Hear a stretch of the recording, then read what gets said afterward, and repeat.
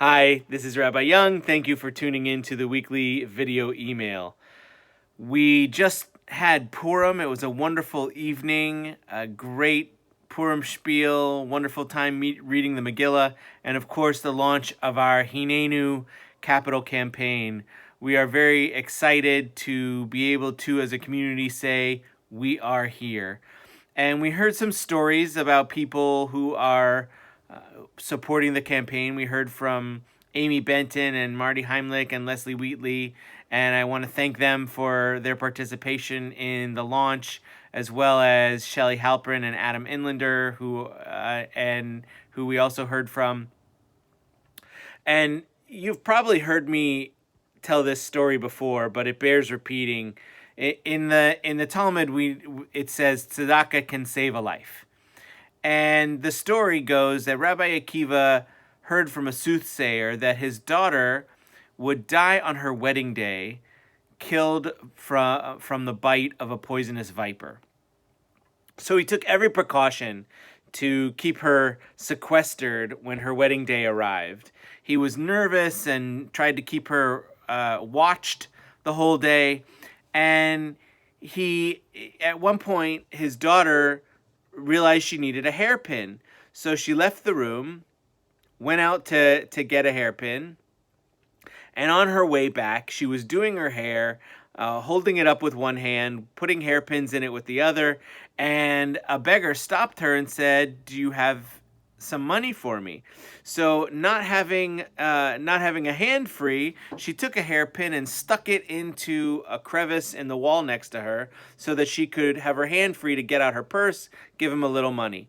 And when she took the hairpin out of her wall, she let out a blood-curdling scream, and Rabbi Akiva ran outside to the courtyard, saw her standing there with a hairpin and a poisonous viper dangling from it.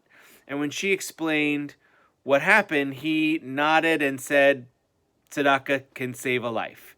And in his story, the tzedakah saving a life is the life of the giver.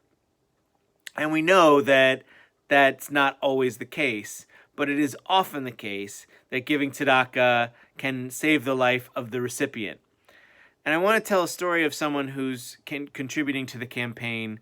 We are going for 100% participation, no matter how much income we get, no matter how much support we get from other sources. We're hoping that everyone will be able to contribute at least a little bit to the Hinenu campaign.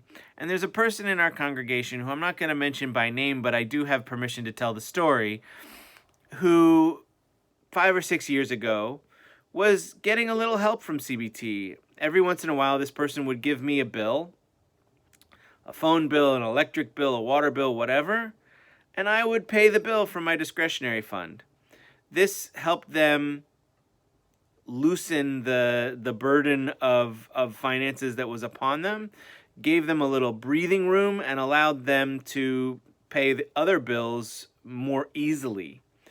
Now this person has recovered, their business is doing much better, and they have pledged for over the course of the campaign to give $10,000 to CBT. To me, this is an incredible life-saving story that someone can go from needing help for their day-to-day living to being a 5-figure donor to our capital campaign is just miraculous and a wonderful thing, so appreciated. And it's because our community helped save this person's life. And the tzedakah that we give to CBT on a daily basis sometimes gets funneled through my discretionary fund and allows us to keep our community thriving, to keep our community strong, and to keep our community saving each other's lives. And I hope that, to reiterate, you will all participate at some level in our Hinenu campaign, and I thank you deeply, those of you who have already committed, filled out your letter of commitment form, and are contributing to the sustainability and functionality and accessibility of Congregation B'nai Tzedek. Thank you so much, and I'll talk to you soon.